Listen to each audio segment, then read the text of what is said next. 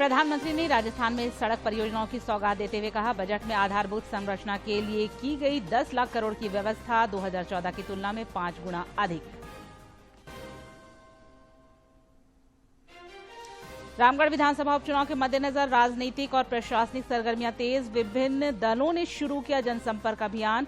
EVM का द्वितीय randomisation हुआ। भाजपा विधायक दल के नेता बाबूलाल मरांडी ने मेदिनीनगर में भाजपा एससी मोर्चा की प्रदेश कार्य समिति की बैठक को किया संबोधित। रांची में राजद के मिलन समारोह में तेजस्वी यादव हुए शामिल।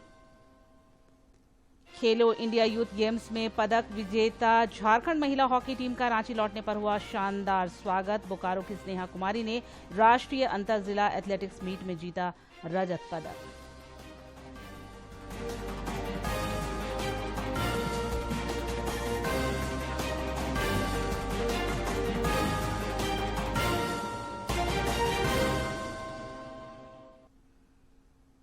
नमस्कार, खबरें झारखंड में आपका स्वागत है। मैं हूं निशा दीपिका सोरेन और अब समाचार विस्तार से। प्रधानमंत्री नरेंद्र मोदी ने आज राजस्थान के दौसा का दौरा किया और विभिन्न सड़क परियोजनाओं की सौगात दी। उन्होंने दिल्ली मुंबई एक्सप्रेस के तहत बनने वाले दिल्ली दौसा लालसोट सेक्शन को भी राष्ट्र को समर्पित किया।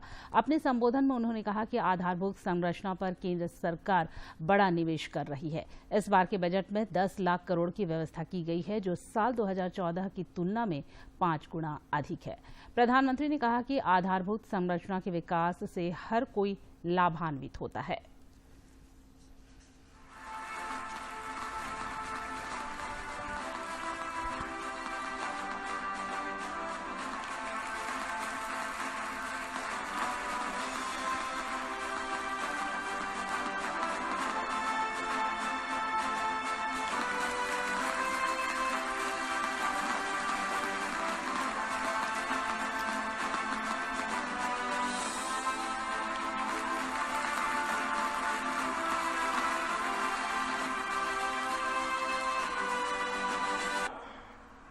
राष्ट्र को समर्पित करते हुए मुझे बहुत गर्व हो रहा है।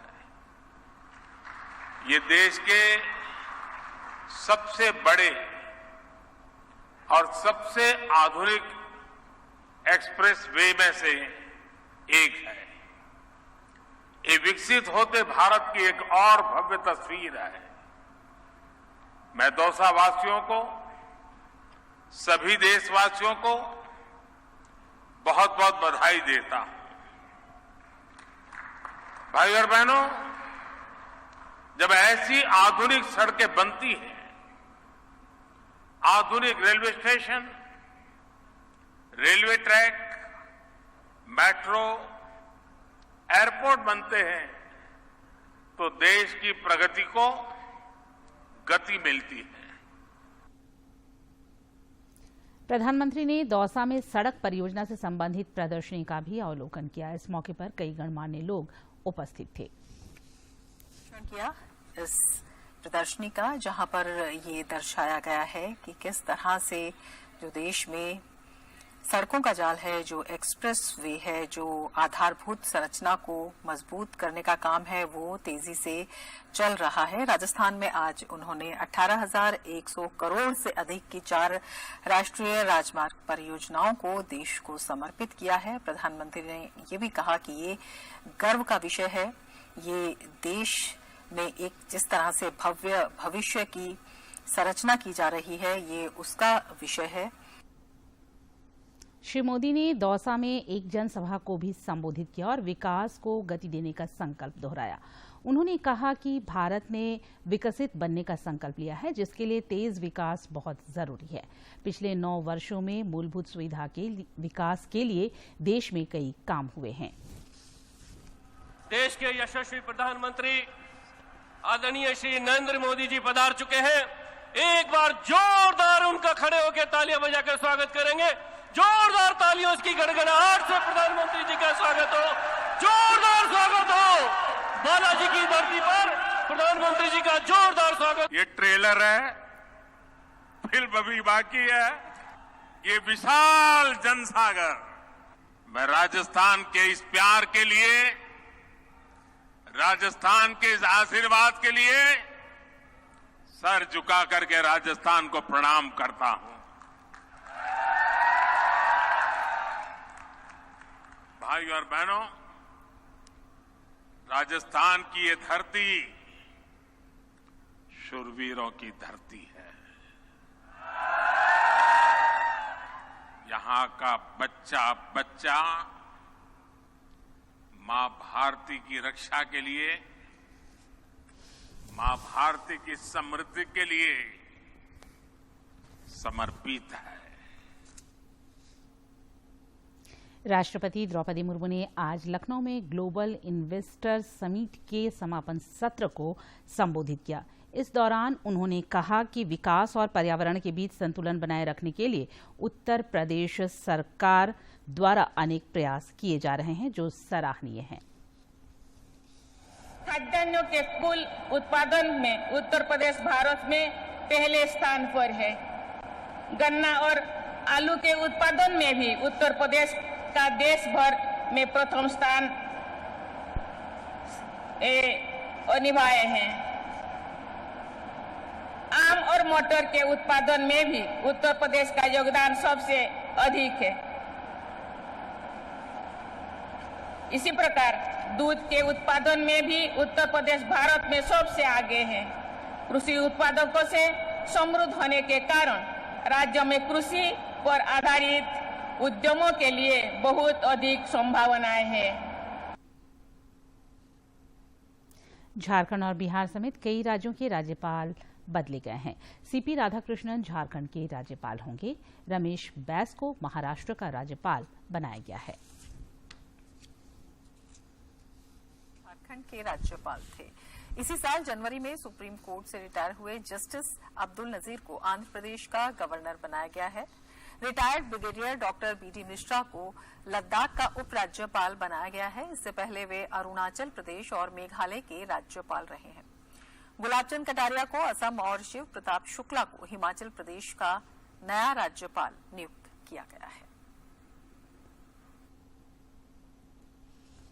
इस बीच मुख्यमंत्री हेमंत सोरेन सहित कई राजनेताओं ने झारखंड के नवनियुक्त राज्यपाल सीपी राधाकृष्णन को राज्य की जनता की ओर से अनेक बधाई और शुभकामना दी तथा झारखंड की वीरभूमि में उनका अभिनंदन किया है। उन्होंने निवर्तमान राज्यपाल रमेश बैस को महाराष्ट्र का राज्यपाल नियुक्त किए जाने पर भी शुभकामनाएं दी। रामगढ़ विधानसभा उपचुनाव के मद्देनजर प्रशासनिक तैयारियां जोरों पर है। उपचुनाव के सिलसिले में आज विभिन्न राजनीतिक दलों के प्रतिनिधियों और प्रत्याशियों की उपस्थिति में ईवीएम का द्वितीय रेंडमाइजेशन किया गया। इधर उपचुनाव को लेकर राजनीतिक सरगर्मी भी तेज है और विभिन्न राजनीतिक दल जनता को लुभाने का प्रयास कर रहे हैं। जीत सुनिश्चित करने के लिए बैठकों का दौर भी जारी है। एनडीए की बैठक में वरिष्ठ नेताओं ने रणनीति पर मंथन किया और मौजूदा सरकार को सभी मोर्चे पर विफल करार दिया।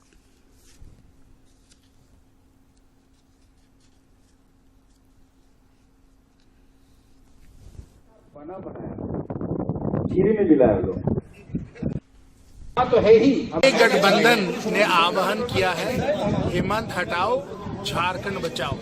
यही हमारा लक्ष्य है, हेमंत हटाओ झारखंड बचाओ।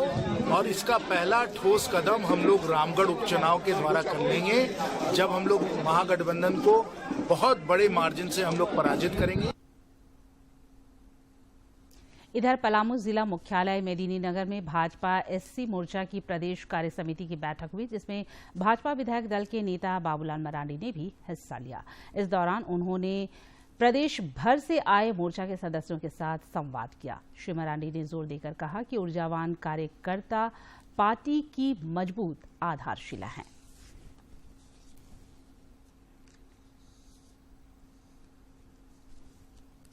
रांची में आज राजद की ओर से कार्यकर्ता मिलन समारोह का आयोजन हुआ, जिसमें बिहार के उप मुख्यमंत्री सह राजद के वरिष्ठ नेता तेजस्वी यादव शामिल हुए। मौके पर राजद के कई वरिष्ठ नेता उपस्थित थे।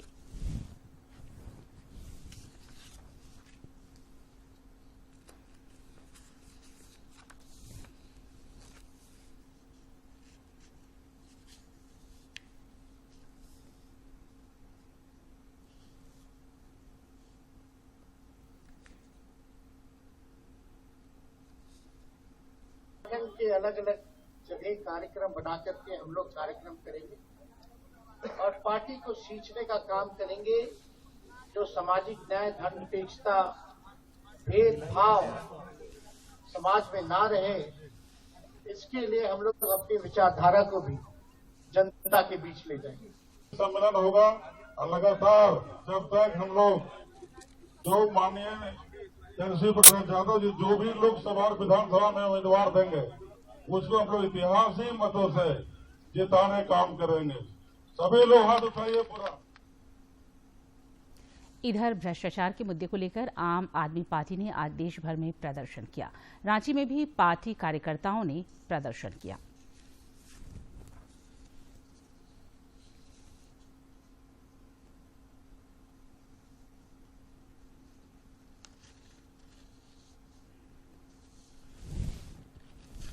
झामुमो सुप्रीमो शिबू सोरेन की तबीयत में सुधार के बाद उन्हें रांची के एक निजी अस्पताल से आज छुट्टी मिल गई। गौरतलब है कि किडनी और श्वास संबंधी कुछ तकलीफों के कारण उन्हें पिछले दिनों अस्पताल में भर्ती कराया गया था। 3 दिनों के बाद उन्हें आज अस्पताल से डिस्चार्ज कर दिया गया। देवघर जिले के श्यामगंज रोड अंडापट्टी मोहल्ले में बीती रात पुलिस और अपराधियों के बीच मुठभेड़ हुई। इस मुठभेड़ में एक मछली व्यवसायी की सुरक्षा में लगे 2 पुलिस जवान शहीद हो गए। घटना की सूचना मिलने के बाद नगर थाना प्रभारी के कुशवाहा पुलिस जवानों के साथ घटनास्थल पर पहुंचे। इस दौरान अपराधियों ने थाना प्रभारी की गाड़ी पर भी फायरिंग की, जिसमें वे बाल बाल बच गए। पुलिस ने जवाबी कार्रवाई करते हुए 2 अपराधियों को गिरफ्तार कर लिया है, जबकि एक अपराधी बुरी तरह घायल हो गया। चली है गोली चले से 2 कांस्टेबल का डेथ हुआ है। तो आपस में विवाद होता ही है। तीनों का तो अपना इसका व्यक्तिगत लड़ाई झगड़ा है। रांची समेत राज्य के विभिन्न जिलों में आज झारखंड बिजली वितरण निगम लिमिटेड के द्वारा उपभोक्ताओं की सुविधा के लिए ऊर्जा मेला का आयोजन हुआ, जहां विभिन्न मामलों का निपटारा किया गया। चाईबासा विद्युत सर्कल द्वारा भी 5 स्थानों पर ऊर्जा मेला का आयोजन किया गया। इस मेले में राजस्व वसूली, बिजली बिल विवाद, बिजली चोरी की FIR, नया कनेक्शन समेत अन्य मामलों का निष्पादन हुआ। कोडरमा के डूमचांच प्रखंड अंतर्गत धरगांव पंचायत के वनपोक गांव में ग्रामीणों द्वारा जंगल बचाने के लिए वन रक्षा बंधन कार्यक्रम आयोजित किया गया। इस मौके पर जिले के कई वरिष्ठ अधिकारी भी उपस्थित थे। सबों ने इस दौरान मिलकर पेड़ों की रक्षा हेतु उन पर रक्षा सूत्र बांधा।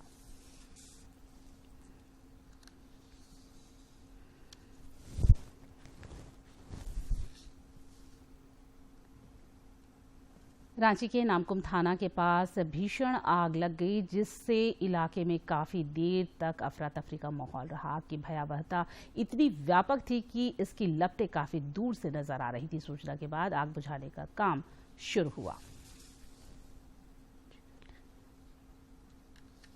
पोप फ्रांसिस के राजदूत लियोपोल्डो जिरेली ने आज खूंटी में कैथोलिक महिला संघ के रजत जयंती समारोह में हिस्सा लिया। इस दौरान कई गणमान्य लोग उपस्थित थे।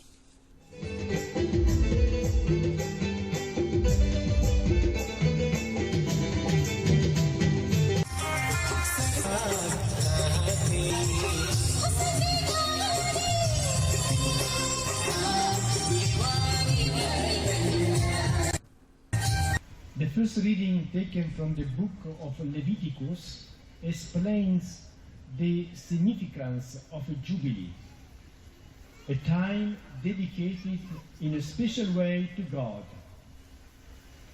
The custom of jubilees. Yogoda Satsanga society of India self realization fellowship के अध्यक्ष एवं आध्यात्मिक प्रमुख श्री श्री स्वामी चितानंद गिरी ने हैदराबाद के कान्हा शांति वनम में आयोजित संगम के उद्घाटन सत्संग में अपने विचार रखे। उन्होंने इस दौरान अपने संबोधन में धर्म और आध्यात्म को आत्मसात करने पर बल दिया।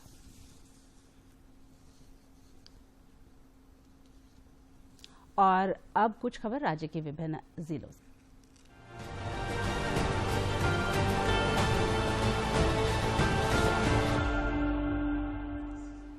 संत निरंकारी मंडल रांची जोन के तत्वावधान में 18 फरवरी को रांची के धुर्वा स्थित शहीद मैदान में संत निरंकारी समागम का आयोजन किया गया।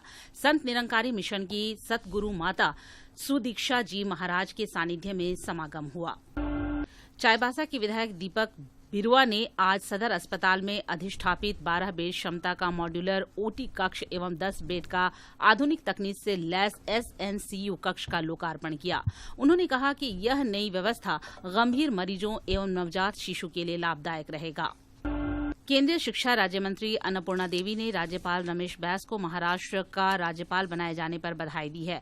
उन्होंने कहा कि श्री बैस सुलझे हुए राजनेता और प्रशासनिक दक्षता से संपन्न राजनयिक हैं। उन्होंने नए राज्यपाल सीपी राधाकृष्णन का भी स्वागत किया। रांची सांसद संजय सेठ रांची के पंजाबी भवन में आयोजित राष्ट्रीय पंजाबी महासंघ की 52वीं कार्यकारिणी की बैठक में शामिल हुए। इस दौरान श्री सेठ ने देश भर से आए प्रतिनिधियों का स्वागत अभिनंदन किया तथा कार्यकारिणी की बैठक को संबोधित किया। गुमला जिला भू अर्जन शाखा द्वारा पलमा गुमला पद की मुआवजा राशि के भुगतान के लिए 1 दिवसीय कैंप का आयोजन किया गया, जिसमें करीब 90 लोगों ने आवेदन किया एवं सप्ताह भर के प्रयास से करीब 9 करोड़ 2 लाख की राशि वितरित की गई। जिले उपायुक्त ने बताया कि अगले सप्ताह कैंप के माध्यम से 11 करोड़ वितरित करने का लक्ष्य रखा गया है। सरायकेला खरसावां जिले के आदित्यपुर थाने की पुलिस ने विद्युत नगर न्यू बस्ती में हुए गोलीकांड मामले का खुलासा करते हुए 3 अपराध कर्मियों को गिरफ्तार किया है। उनके पास से पुलिस ने एक देशी कट्टा भी बरामद किया है। एक युवक को गोली लगी है और उसका नाम है, जिस लड़का को लगा भगवान सुइया न हो सवैया, और उसको तुरंत हम लोग वहाँ से इलाज के लिए एमजीएम भेजें और वर्तमान में एमजीएम से वो रिम्स में रेफर है और इलाजरत है, स्थिति ठीक है।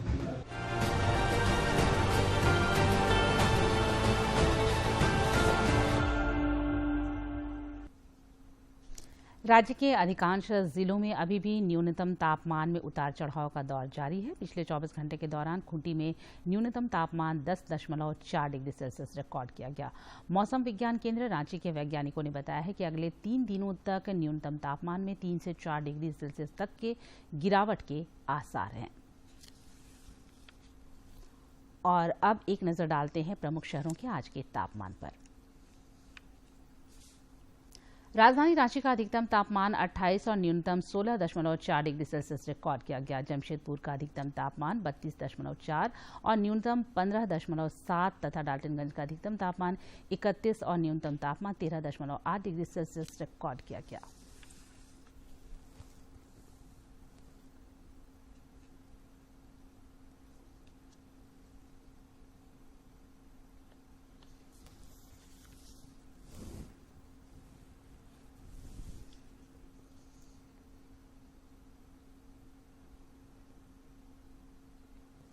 Jharkhand veteran table tennis championship का रांची में समापन हुआ। इस 2 दिवसीय प्रतियोगिता में राज्य भर के 20 से ज्यादा मास्टर्स खिलाड़ियों ने हिस्सा लिया।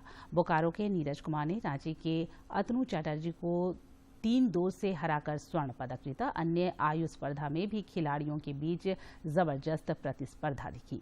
प्रतियोगिता के समापन पर खिलाड़ियों का सम्मान हुआ।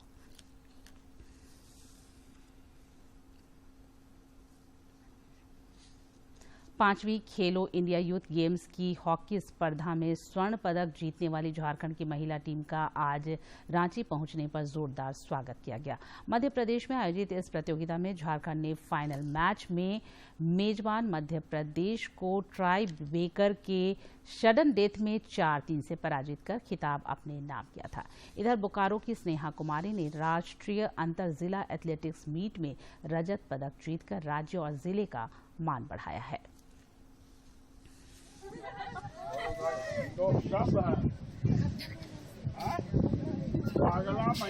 आप इधर आ जाइए दादा। बहुत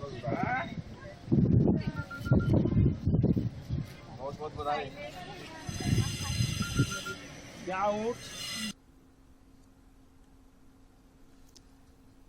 आगामी 14 फरवरी को आयुष्मान भारत स्वास्थ्य और कल्याण केंद्रों का मेगा साइक्लोथॉन इवेंट का आयोजन किया जाएगा। व्यापक स्वास्थ्य देखभाल और फिटनेस को बढ़ावा देने के लिए इसका आयोजन सभी 1,56,000 सभी आयुष्मान भारत स्वास्थ्य और कल्याण केंद्रों पर होगा।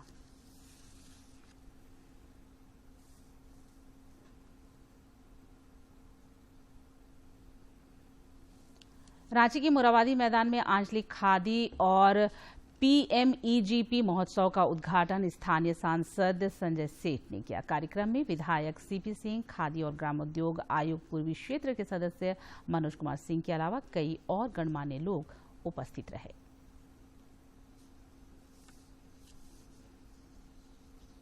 आंचलिक खादी और PMEGP महोत्सव का उद्घाटन करते हुए स्थानीय सांसद संजय सेठ ने कहा कि गत 9 वर्षों में खादी और हस्तशिल्प को बढ़ावा देने के लिए अनेक कार्य हुए हैं। पिछले 9 साल जब से देश के आदरणीय प्रधानमंत्री नरेंद्र मोदी जी लगातार खादी को बढ़ावा और खादी के माध्यम से एक बड़े पैमाने पर रोजगार उत्पन्न करने के लिए जो प्रयास हुआ, उसका जीता जाता उदाहरण है। उन्होंने कहा कि केंद्र सरकार का जोर है कि खादी की धमक पूरी दुनिया में फैले और दुनिया इसका सम्मान करे। दुनिया भर से जो मेहमान आएंगे, उन मेहमानों को जो उपहार दिया जाएगा, चंदेश्वर जी, वो उपहार खादी के वस्त्र और खादी की वस्तुएं ही दी जाएंगी, ताकि दुनिया के अंदर खादी की पहचान तो है ही है, किंतु खादी को बढ़ावा देने के लिए एक बड़ा काम हो रहा है। मौके पर खादी और ग्रामोद्योग आयोग पूर्वी क्षेत्र के सदस्य मनोज कुमार सिंह ने कहा कि एक अकेले केंद्र सरकार की PMEGP योजना से लाखों बेरोजगारों को रोजगार मिल रहा है। 5 लोग भी एम्प्लॉयमेंट पाते हैं तो आप समझ सकते हैं कि 1,08,000 यूनिट्स में कितने लोगों को प्रत्यक्ष रोजगार देने वाला एकलौता कार्यक्रम है ये प्रधानमंत्री रोजगार सृजन कार्यक्रम। अतिथियों ने मेला परिसर का भ्रमण कर स्टॉलों का निरीक्षण किया। कार्यक्रम के दौरान गांधी जी के प्रिय धुनों की प्रस्तुति ने लोगों को भाव विभोर कर दिया। रांची से अवधेश गौतम की रिपोर्ट। और अब देखते हैं क्यों खास है इतिहास में आज का दिन। 12 फरवरी साल 1824 को महर्षि स्वामी दयानंद सरस्वती का जन्म गुजरात में मोरबी जिले के टंकारा में हुआ। वे आधुनिक भारत के महान चिंतक, समाज सुधारक और आर्य समाज के संस्थापक थे। वेदों के प्रचार और आर्यावर्त को स्वतंत्रता दिलाने के लिए उन्होंने बम्बई यानी आज के मुंबई में आर्य समाज की स्थापना की। उन्होंने वेदों की सत्ता को सदा सर्वोपरि माना। उनका प्रमुख नारा था, वेदों की ओर लौटो। स्वामी दयानंद के प्रमुख अनुयायियों में लाला हंसराज ने उनकी स्मृति में दयानंद एंग्लो वैदिक कॉलेज की स्थापना की। साल 1857 के पहले स्वतंत्रता संग्राम में स्वामी दयानंद सरस्वती ने अपना अमूल्य योगदान दिया। सेहत की बात में जानते हैं बच्चों के विकास के लिए किन किन बातों का ध्यान रखा जाना चाहिए।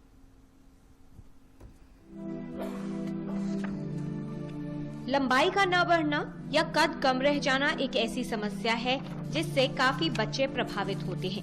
माता पिता को अक्सर ये लगता है कि उनका बच्चा ठीक से नहीं बढ़ रहा या उसकी लंबाई कम है, लेकिन हाइट यानी कद का न बढ़ना कब एक समस्या हो सकती है, ये समझना आवश्यक है। कई कारक बच्चों के पूर्ण शारीरिक विकास व लंबाई के लिए जिम्मेदार होते हैं। बच्चों को सही पोषण मिल रहा है या नहीं, बच्चे में किसी पोषक तत्व की कमी तो नहीं है, और ऐसे कई महत्वपूर्ण कारक हैं जो ये निर्धारित करते हैं कि बच्चे का विकास कैसा होगा। इसके अतिरिक्त माता पिता की लंबाई कितनी है, बच्चा व्यायाम करता है क्या नहीं, विकास के दौरान विकास को प्रभावित कर सकते हैं। बच्चे जैसे जैसे बड़े होते हैं उन्हें अच्छे पोषण और भरपूर व्यायाम की आवश्यकता होती है ताकि उनके शरीर को बढ़ने के लिए आवश्यक हार्मोन बनाने में मदद मिल सके। यदि बच्चे का विकास ठीक से नहीं हो रहा तो ऐसा किसी बीमारी या किसी अन्य कारण से भी हो सकता है। बच्चे के विकास में कमी के कारण को पहचानना आवश्यक है। ऐसी स्थिति में सही समय पर लंबाई न बढ़ने की पहचान होनी चाहिए और उसको सही इलाज मिलना चाहिए। कई बच्चों में कद न बढ़ने के कारण की पहचान समय पर नहीं हो पाती। उम्र बढ़ने के बाद लंबाई बढ़ाने के तमाम उपाय विफल हो जाते हैं। यदि आपको लगता है कि आपके बच्चे का विकास ठीक से नहीं हो रहा या उसकी लंबाई उसकी उम्र के अन्य बच्चों की तुलना में कम है, तो विशेषज्ञ को जल्द दिखाएं, जानें कि सही विकास न होने का कारण क्या है और उस कारण को कैसे ठीक किया जा सकता है। किरण भारद्वाज, डीडी न्यूज। और अंत में मुख्य समाचार एक बार फिर।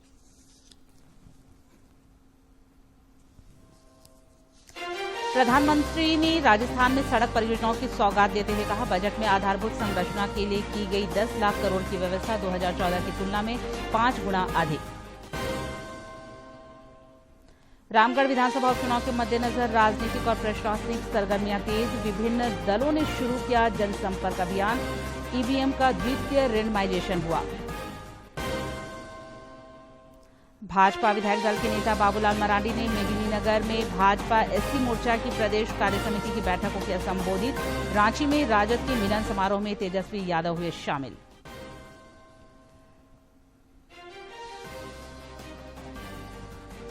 खेलो इंडिया यूथ गेम्स में पदक विजेता झारखंड महिला हॉकी टीम का रांची लौटने पर हुआ शानदार स्वागत। बोकारो की स्नेहा कुमारी ने राष्ट्रीय अंतर जिला एथलेटिक्स मीट में जीता रजत पदक।